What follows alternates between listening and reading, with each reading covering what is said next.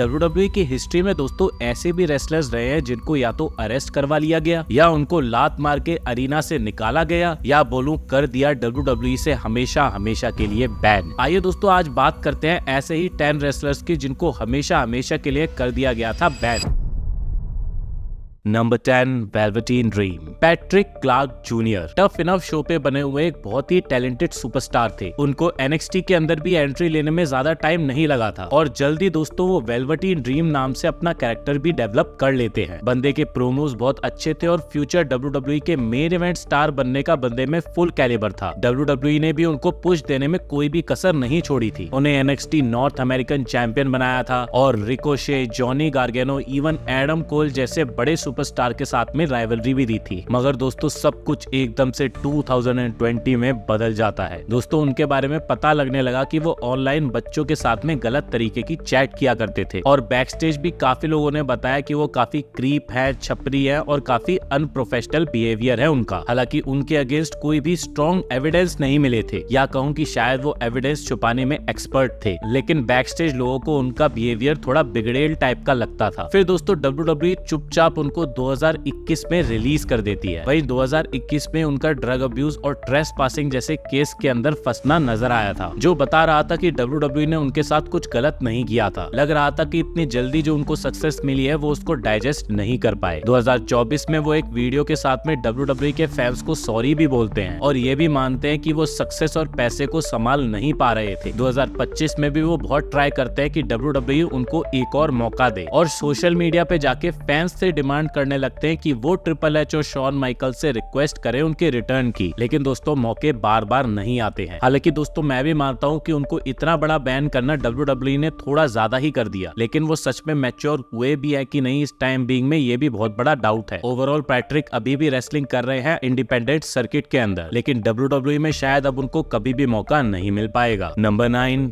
Rybak, feed me मोर, feed me मोर। ये line तो आपने काफी ज्यादा सुनी होगी WWE में और इस लाइन को फेमस किया था रायबैक ने। रायबैक को नेक्स्ट गोल्डबर्ग WWE बनाना चाहती थी और उनको पुश भी WWE ने उसी तरीके का दिया था। उनको एक अनडिफीटेड स्ट्रीक दी गई, जॉन सीना और CM पंक जैसे बड़े सुपरस्टार्स के साथ में टाइटल मैचेस मिले और IC टाइटल भी उनको जितवाया गया था। बंदे पे लुक्स थे, एटीट्यूड था और क्राउड भी उनको पसंद करता था। लेकिन फिर रायबैक को काफी सारे रेसलर्स अनसेफ बताने लगे रिंग के अंदर, जिस वजह से WWE ने उनका थोड़ा पुश रोका था और उनको थोड़ा बेटर करने को कहा था। लेकिन रायबैक को ये बिल्कुल अच्छा नहीं लगता था कि कोई उनको क्वेश्चन करे। रायबैक उल्टा विंस मैकमैन के मैनेजमेंट के ऊपर ही सवाल उठाने लगते थे। वो अलग अपनी जंग में लगे हुए थे कि हारने और जीतने वाले रेसलर्स को अलग अलग पैसे क्यों मिलते हैं, जबकि मैच के आउटकम्स तो ऑलरेडी सेट होते हैं। ट्रैवलिंग एक्सपेंसेस को रेसलर्स को क्यों पे करना पड़ता है, वो WWE वाले क्यों पे नहीं करते हैं। वही उनको क्रिएटिवली जो मैचेस चाहिए थे वो भी WWE उनको प्रोवाइड नहीं कर पा रही थी। तो बंदा लिटरली चलते कॉन्ट्रैक्ट के अंदर ही WWE को छोड़ देता है और अपनी बाकी की बची हुई डेट्स पे घर पे ही बैठा रहता है। हालांकि रायबैक के कई सारे पॉइंट्स तो वैलिड थे, लेकिन रायबैक अभी उस लेवल के सुपरस्टार नहीं बने थे कि वो इस तरीके के मोर्चे निकाले और वहाँ पे धरना देके राजद्रोह करने लगे। फिर जब वो रिलीज हो जाते हैं तो वो भर भर के WWE को डिस करते हैं। इवन विंस मैकमैन की मदर की डेथ के टाइम पे भी वो कुछ बुरे शब्द बोलते हैं, जिसके बाद में तो WWE का रास्ता वो पूरी तरीके से ही बंद कर लेते हैं। अब रायबैक एक टिकटॉक क्रिएटर के अलावा ज्यादा कुछ रह नहीं गए हैं और उनके ग्लोरी डेज भी अब जा चुके हैं, तो WWE के अंदर वापस रिटर्न करना तो अब इम्पॉसिबल है। Number 8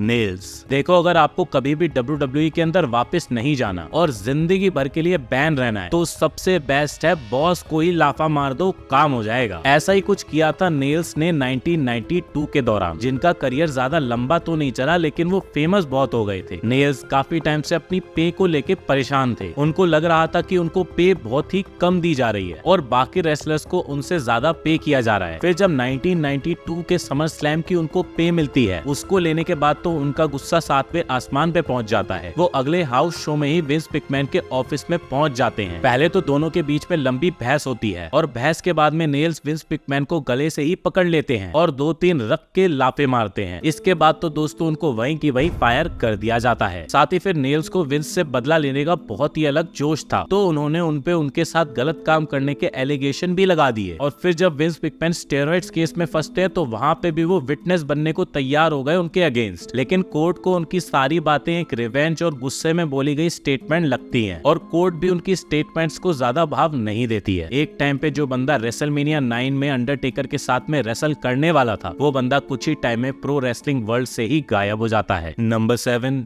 David Benoit. कोई दोस्तों मार के बैन हो सकता है तो कोई कुछ गलत काम करके बैन हो सकता है, लेकिन डेविड बेनवा की कहानी तो सबसे अलग है। उन्होंने आज तक कभी WWE के लिए काम ही नहीं किया है, लेकिन वो हमेशा के लिए WWE से ऑलरेडी ही बैन हो चुके हैं, क्योंकि वो दोस्तों क्रिस बेनवा के बेटे हैं, जिनका नाम WWE अपनी पूरी हिस्ट्री से ही निकाल देना चाहती है 2007 के इंसिडेंट की वजह से। खैर WWE ने कभी भी डेविड को बैकस्टेज आने से मना नहीं किया है, इवन उन्होंने ट्रेनिंग भी की थी प्रो रेसलर बनने के लिए। वहीं डेविड का मन था क्रिस बेनवा जूनियर बन के रेसलिंग करने का और क्रिस बेनवा के ही रिंग गियर को पहन के रेसल करने का। इस चीज के ऊपर WWE इमोशनल होके भी हाँ नहीं कर पाएगी।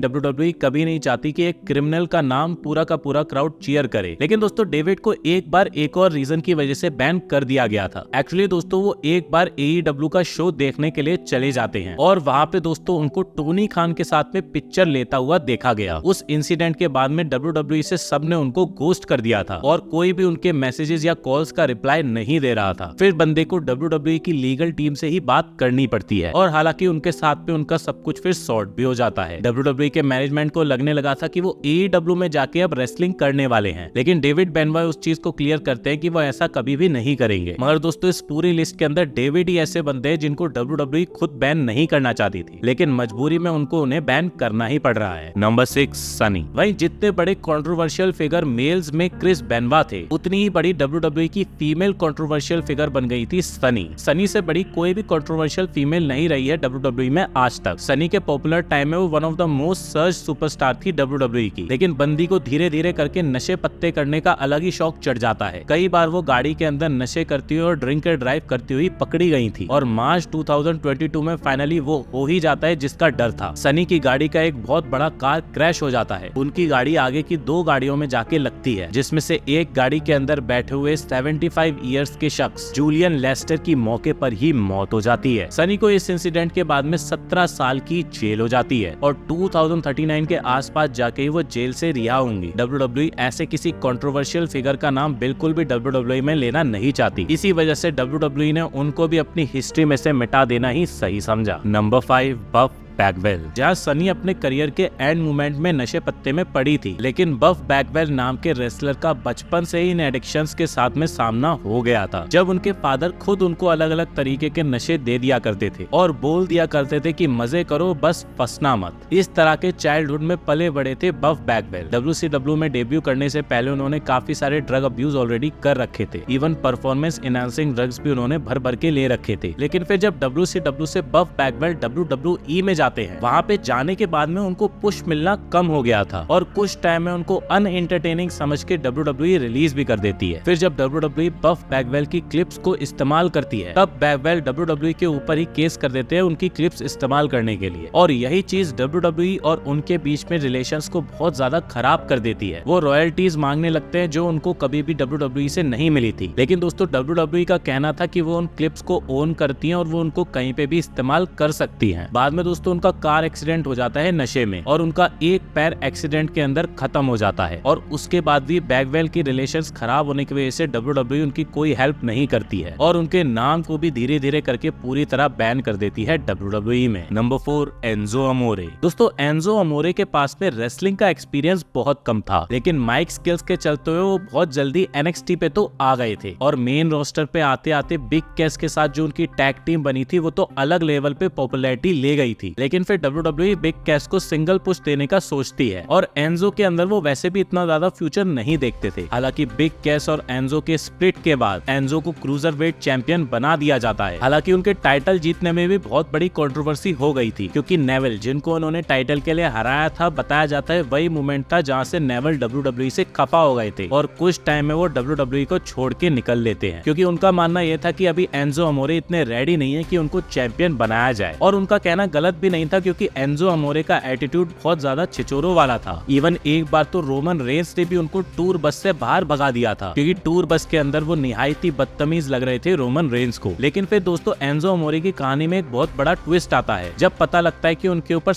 असल्ट के एलिगेशन लगे हैं। WWE जैसे ये चीज सुनती है वो उनको फायर कर देती है। इवन वो उस टाइम पे क्रूजरवेट चैंपियन थे तब भी। उसके बाद एंजो की लाइफ काफी नीचे ही जाती रही। वो एक कॉन्सर्ट के अंदर एक रेसलर के साथ में भी हाथापाई कर लेते हैं, फिर रैप सॉन्ग निकालने लगते हैं जो कि डिंचक पूजा के सॉन्ग लग रहे थे। फिर वो बहुत ट्राई कर रहे थे सब कुछ करने का, लेकिन कहीं भी उनको मौका नहीं मिल पा रहा था। प्रो रेसलिंग करने का भी उनको बहुत कम मौका मिल रहा था क्योंकि वो अनप्रोफेशनल सबको लगने लगे थे। फिर 2018 में जब उनको 6 महीने हो गए थे फायर हुए बंदा लिटरली WWE के PLE में चुपचाप चला जाता है और चेयर पे खड़ा होकर सबकी अटेंशन सीख करने लगता है। एंजो को लगा कि इस हरकत के बाद में शायद उनका नाम चढ़ेगा और WWE उनको वापस रिहायर कर लेगी, लेकिन WWE वाले उनको कॉलर से पकड़ के वहां से भगाते हैं और लात मार के बाहर फेंक देते हैं। और उस मोमेंट के बाद में दोस्तों उनको शोज अटेंड करने से भी लाइफ टाइम का बैन मिल जाता है। रिटर्न WWE में करना तो दूर की बात है। नंबर 3 अल्बर्टो डेल रियो। हालांकि एंजो तो क्रूजरवेट चैंपियन बनने के बाद WWE से गए, लेकिन एक ऐसा भी वर्ल्ड चैंपियन था जिसका करियर बहुत ही ऊपर गया और बहुत ही बड़ा डाउनफॉल उस रेसलर को देखना पड़ा अपनी गलतियों की वजह से। मैं बात कर रहा हूँ दोस्तों अल्बर्टो डेल रियो की, जिनको कौन नहीं जानता। अल्बर्टो ने इकलौता 40 मैन रॉयल रंबल जो हुआ था उसको जीता था, money in the bank briefcase को जीता था, WWE चैंपियन बने थे 2 बार और वर्ल्ड हैवीवेट चैंपियन भी बने थे 2 बार। जॉन सीना के साथ में लंबे राइवलरीज की और बहुत ही हाइट पे था उनका करियर। लेकिन दोस्तों इतना ज्यादा सक्सेस शायद डेल रियो से डाइजेस्ट नहीं होता है और एटीट्यूड उनमें थोड़ा ज्यादा ही आ गया था। बैक स्टेज में वो एक स्टाफ मेंबर को इवन थपेड़ा भी बजा देते हैं क्योंकि उस स्टाफ मेंबर से उन्होंने कुछ बोल दिया था, गुस्से में उन्होंने उनको थपेड़ा ही बजा दिया। उस थप्पड़ की वजह से WWE उनको फायर कर देती है। हालांकि 2015 में उनको WWE फिर से रिहायर भी करती है, लेकिन इस बार तो बंदा कुछ अलग ही एटीट्यूड से आया था। कुछ इवेंट्स होने थे उन पे वो बंदा जाता ही नहीं है। वेलनेस पॉलिसी को भी वो वायलेट कर रहे थे, मानो कह रहे हो कि मर्जी से काम करूंगा, अपने हिसाब से काम करूंगा, वरना नहीं करूंगा। और कुछ टाइम में दोस्तों वो खुद ही WWE से रिलीज ले लेते हैं। ये बैड एटीट्यूड उनका WWE को बिल्कुल भी पसंद नहीं आता है। साथ ही फिर उनके ऊपर किडनैपिंग और जैसे चार्जेस भी लग जाते हैं, जिसके बाद तो उनका WWE में रिटर्न करना नामुमकिन ही हो जाता है क्योंकि दोस्तों WWE अपनी रेपुटेशन को लेके बहुत ही सिक्योर रहती है और ये चीज तो खुद विंस मैकमैन को भी पता थी। इसलिए जब वो केस पे फंसते तो वो पहले ही अपना नाम हटा लेते हैं WWE से। नंबर 2 सेबल। वही दोस्तों इस लिस्ट के अंदर एक ऐसी भी फीमेल रेसलर है जिनको WWE ने बैन तो नहीं किया लेकिन एक सॉफ्ट बैन कर रखा है और वो और कोई नहीं बल्कि ब्रॉक लेसनर की वाइफ सेबल है, जो WWE में 1999 के टाइम में बहुत फेमस थी अपने थोड़े एजी कंटेंट को लेके। हालांकि सेबल हमेशा ये चीजें नहीं करना चाहती थी, लेकिन क्रिएटिवली उनके लिए ऐसी स्टोरी लाइंस को ही लिखा जाता था। उसी वजह से सेबल परेशान होकर WWE को छोड़ देती हैं और WWE के ऊपर ही केस कर देती हैं। वो बोलती हैं कि WWE के अंदर क्रिएटिवली ऐसी स्टोरी लाइंस बनाई जा रही थी और उनको फंसाया जा रहा था इन सब चीजों को करने के लिए। उन्होंने 100 मिलियन का लॉ सूट फाइल कर दिया था WWE के ऊपर। हालांकि दोनों पार्टियों के बीच में सेटलमेंट कोर्ट के बाहर ही हो जाता है, लेकिन उसके बाद WWE उनको बैन ही कर देती है। हालांकि फिर 2003 में उनको अनबैन किया जाता है और वापस रिटर्न करवाया जाता है उनका। लेकिन फिर दोस्तों उनका रिलेशन ब्रॉक लेसनर के साथ में स्टार्ट हो जाता है। लेसनर उनको एडवाइस करते हैं कि अब उनको काम करने की जरूरत नहीं है तो वो WWE छोड़ दें और अपना फोकस लगाएं अपने ऊपर और फैमिली को बनाने में। उसके बाद सेबल कभी भी WWE के अंदर नजर नहीं आती। इवन जब 2019 में Torrie Wilson Hall of Fame speech देती है तब भी WWE उनको एडवाइस करती है कि सेबल का नाम बिल्कुल ना ले अपनी स्पीच के अंदर, जो बताता है कि उनपे एक टाइप का सॉफ्ट बैन WWE ने लगा रखा है। इवन ब्रॉक लेसनर की इतनी पावर होने के बाद भी कंपनी के अंदर। Number 1 Drew गुलाक।